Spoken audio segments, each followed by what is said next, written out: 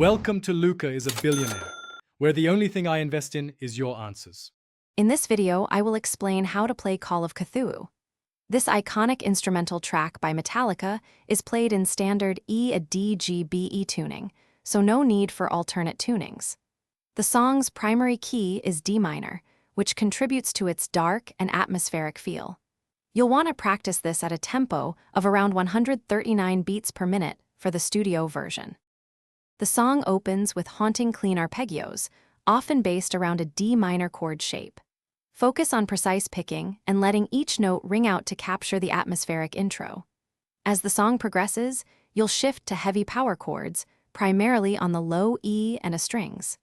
Incorporate palm muting to achieve that signature thrash metal chugging sound, giving the main riff its powerful drive. Another excellent way to play is through cloud gaming platforms. These services allow you to stream the game directly from their servers to your Android device, eliminating the need for a powerful local computer. A strong, low-latency internet connection, ideally with speeds exceeding 25 megabits per second, is crucial for a seamless experience. Always review the specific subscription requirements and device compatibility for each cloud gaming provider to ensure Halo Combat Evolved is available. The guitar solo is a highlight, showcasing Kirk Hammett's melodic style.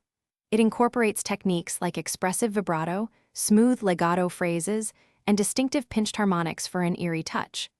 You'll also find double stops and unison bends that add richness and complexity to the melodic lines. Consistent practice of each section, focusing on timing and tone, will help you master this challenging and rewarding instrumental piece. Thanks for watching and please subscribe. It's the best investment you'll ever make.